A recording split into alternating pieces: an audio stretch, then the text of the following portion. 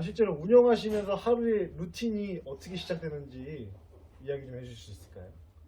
방금 말씀하신 대로 일가가 진행되면 그건 낙농 쪽에 가깝고요. 네. 한우 사육 같은 경우에는 저 기준으로 말씀드리면은 일단은 와서 애들 상태를 체크를 합니다. 어떤 상태죠? 구체적으로? 예를 들어가지고 일어났는데 뭐 간밤에 무슨 일이 있어서 다리를 전다는 애들도 있고, 아니면은 오줌이 잘 안 나온다는 애들도 있고, 아니면 뭐 똥이 이렇게 쌌는데 설사 같은 거 나온 애들도 있고, 막 그런 확률은 없는데 거의 드문데 그럴 수도 있어요. 생물이다 보니까 항상 변수가 생기기 마련이에요. 그렇죠. 그러니까 유튜브에 이렇게 축산업이나 낙농을 하시는 분들이 뭐 두 번째 파이프라인이라고 하죠. 그 천장에 태양광 설치를 하시는 분이 있어가지고 뭐 제2의 수입 구조다라고는 하시는데, 그 축사를 운영하시면서 태양광 설치에 대해서는 어떻게 생각하세요? 저 지인들도 설치를 했거든요.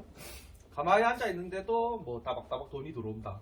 게다가 이 축사 위에 설치를 하면은 유유시설이기 때문에 가중치가 1.5인가 2.5배 더 쳐줘요.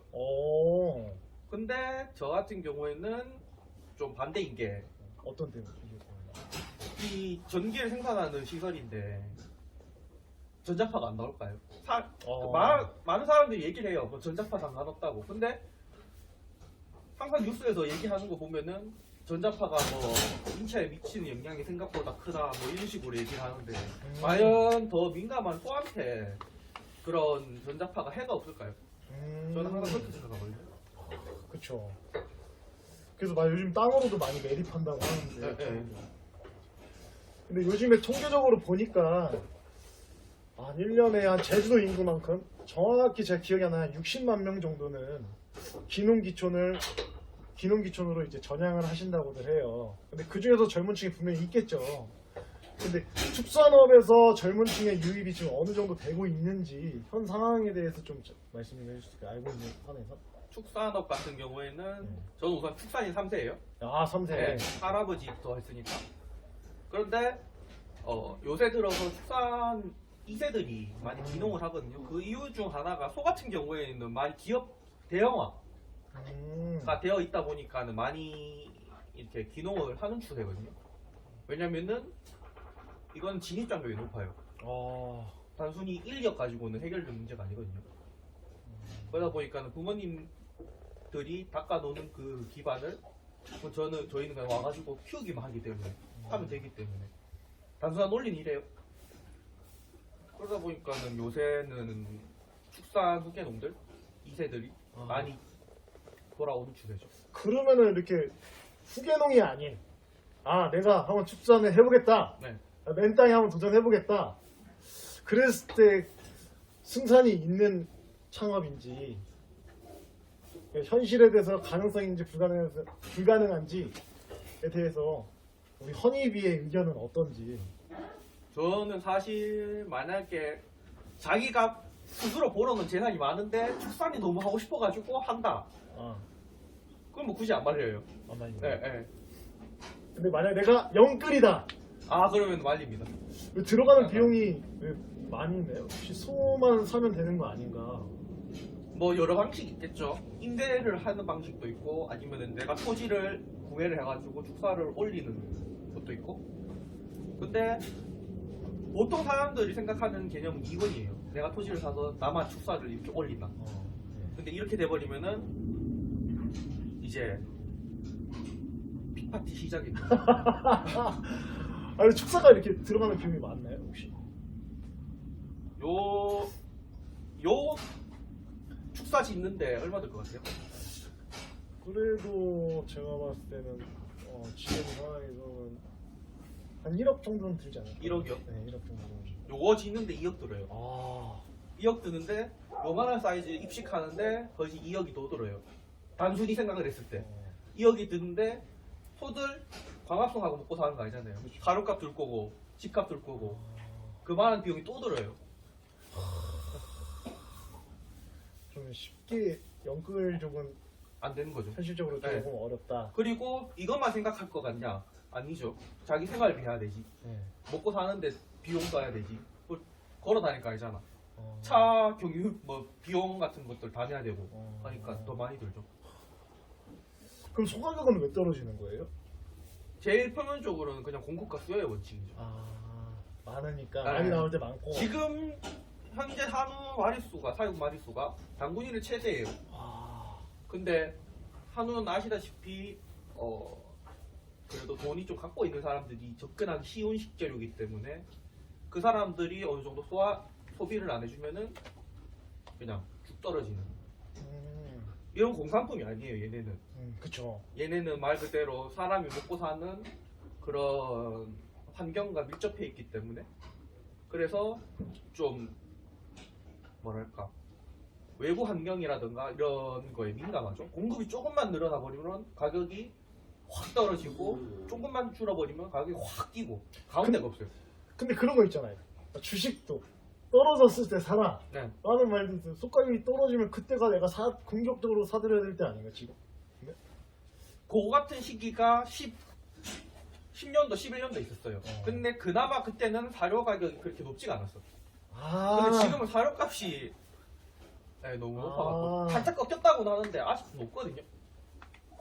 그렇지. 속가격이 떨어졌지만 사료값이 올라가면 이게 사야 될지 말아야 될지를 주저하죠. 솔직히 대한민국 축사는 브랜드 가치에는 좀 사실 형성하진 않는 것 같아요. 그렇죠. 일본만 봐도 이 와규가 전 세계적으로 인기도 많고 많은 이들이 선호하는 거잖아요. 그리고 돼지고기지만 스페인의 이베리코, 이베리코 3대 진미라고 해가지고 좋은 고급 식재료로 쓰이는데 제가 먹어봤을 때 사실 거기도 거긴데 그런 브랜드 하나 때문에 가격 차이가 많이 나는 건 이거에 대해서는 어떻게 생각하세요 혹시? 저는 개인적으로 바람직하다고 봐요. 바람직. 네. 왜냐면 와규라고 하는 것도 일본에서 그런 마케팅에 대한 포장을 잘했기 때문이고 이베리코도 마찬가지예요. 도토리 먹고 사는 돼지 얼마나 획기적이에요. 소비자들 혹할 만하죠. 특색을 찾는 소비자라면 더 그렇고. 근데 한우라는 거는 마케팅에 대해서 어떤 포장해주는 그런 정부도 없고 개인 농가별로 다 해야 돼요. 저는 솔직히 개인적으로 좀 뭐랄까 브랜드 마케팅을 잘했는 게 행성이라고 생각하거든요. 행성. 네. 행성은 사람들 같은 경우에는 한우하면 행성이라고 행성이라고 그러잖아요. 해요. 근데 행성 소금 많이 안 키워요. 생각보다. 그래요? 네. 10손가락 안에도 안 되지 싶은데. 그러다 보니까 그런 마케팅적인 부분에서 한 가지 말씀드리고 싶은 게 호주가 진짜 마케팅을 잘한 케이스거든요. 어떤 부분 때문에? 우리나라 TV 보면은 호주산 청정호 그러면서 막 그죠. 잘하잖아요. 맞아. 그게 되게 마케팅을 잘한 거예요. 이게 또 더 깊게 들어가면 좀 민감한 부분 될 것 같아요. 자, 그러면 저는 또 사실 대한민국에서 문제점은 한우의 등급 제도라고 저는 생각을 해요. 왜냐하면 소비자들도 이제 똑똑해져서 알거든요. 툭불을 만들어내는 과정도 알고 어떻게 키우는 과정도 알고 그리고 툭불이 몸에 안 좋은 것도 알아요. 그렇잖아요. 근데 요즘같이 이제 환경에 대해서 동물 복지에 대해서 입이 오르내리고 하는데 이렇게 키우는 거에 대해서는 사실 어떻게 생각하시는지 그리고 그거에 대해서 이게 소다 목장은 혹시 그거를 좀 보완하기 위한 방법은 가지고 있으신지. 일단은 제 생각으로는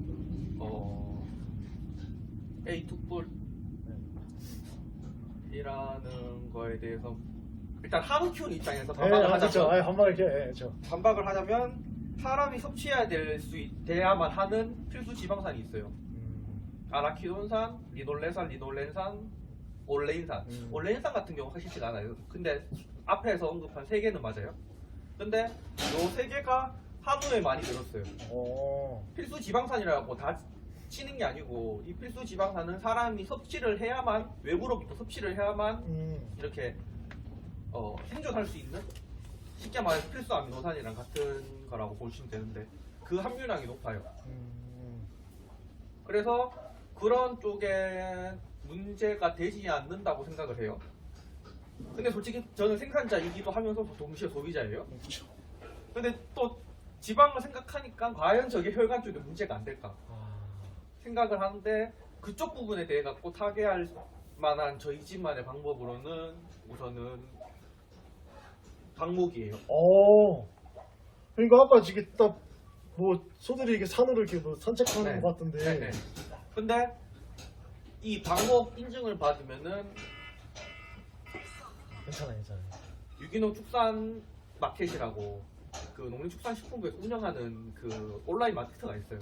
거기 입점할 수 있는 권한이 주어져요. 그래서 지금 이제 본격적으로 방목을 하게 되면은 제가 도축이나 정형 같은 기술을 배워서 거기에 입점하려고 농가만에 그런 차별화를 두기 위해서 노력하고 있죠.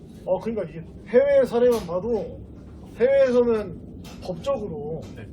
겨울에는 며칠 이상 네. 방목을 해야 된다라고 네, 네, 하는데 대한민국 농가는 사실 아무래도 시장성을 확보하기 위해서 좁은 공간에서 막 염을 먹이고 네. 하잖아요. 사실 그런 거 보면 소비자들 입장에서 세요. 이간이 찌그러지기 마련인데 이게 쏟아먹잖아요. 이제 방목까지 하시는 걸 보니까 좀 확실히 남다른 차별성은 있다고 봐요. 저는 개인적으로. 자, 인터뷰 관련해서 사전조사 하는데 굉장히 특이한 점. 어릴 때부터 길러온 소가 이제 도축장으로 간다고 했을 때 가능한 그 슬픔을 위로하기 위해서 본인만의 하는 의식이 있다고 하는데 말씀 좀 해주시죠. 네. 저는 이 친구들이 나가면은 저만의 그냥 의식으로 네, 이 친구들 명복을 빌려주려고 108배를 하는데 딱히 종교는 있는 건 아니고 그냥 뭐랄까 괜히 미안하기도 하고 다음 생에는 사람으로 태어나라는 그런 의미를 담기 위해서 108배를 하는데 108이라는 숫자가 불교에서는 되게 의미 깊은 숫자거든요. 그래요? 네. 이게 번뇌를 의미하는 그런 의미인데 어쨌든 간에 그래서 이 친구도 명목 빌려주려고 저희 가까운 절에 가서 108배 하고 그래요. 사실 너무 정들었던 소가 이렇게 보내면 사실 가슴 아프기 마련이에요. 안 보낼 수도 없는 일이고. 네. 그러면 저는 개인적으로 농대를 다니고 있고 우리도 농대에서 또 만났으니까 네. 아니 가업 승계를 하신 거잖아요. 어찌됐든 간에. 네. 근데 가업 승계를 하면 할아버지 때부터 아버지 거쳐서 이렇게 역사와 전통이 있고 그분들은 실전 경험이 있으실 텐데 굳이 농대를까지 간 이유가 아버지랑 할아버지한테 가서 배우면 되는데 네. 왜 대학교 졸업을 또 했는데도 불구하고 농대 가야겠다 해서 농대를 다시 가신 거잖아요. 네. 그래서 만약에 이 축사를 관련해서 만약에 영농을 하게 된다면 농대를 가는 게 더 추구하냐 아니면 그냥 할아버지나 아버지한테 어깨 너머로 보는 걸 더 추천하냐? 어느 한쪽을 권하고 싶지 않아요.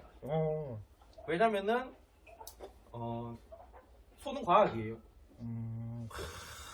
진짜로. 저도 처음에 아니라는 생각으로 이 육두문자 좀 잠깐 쓸게요. 네. 그냥 소새끼 키우면 되지 이런 생각하고 왔어요. 그냥 왔는데 이거 막상 접해보니까 이게 뭔 말인지도 모르겠고 할아버지 아버지는 좀 이런 말 좀 그렇지만은 일단은 옛날 지식을 기반으로 그냥 바뀐 게 없어요. 업데이트가 안 됐단 말이에요. 업데이트를 해가지고 새로운 기술도 접목해보고 더 나은 방향으로 이렇게 나가게끔 계속 뭔가 받아들여야 되는데 일단은 정체되었다고 해야 되나요? 뭐 안 그러신 분도 있지만 그 더 나은 기술을 접목을 하고 더 나은 지식을 제가 배움으로써 이렇게 소를 키우려면은 어쩔 수 없이 교육이 필요해요. 그러다 보니까 저는 들어가게 된 거고. 그러면 실전과 이론 교육의 결합이었네. 네. 어떻게 보면은. 그런 걸 더 추구한다, 추천한다. 네네. 이론을 알아도 막상 실전에 접목을 해버리면 이건 생물이기 때문에 항상 변수가 많아요. 그렇죠. 오케이. 좋습니다. 어떻게 마무리하지? 일단은 오케이, 저거 오케이. 녹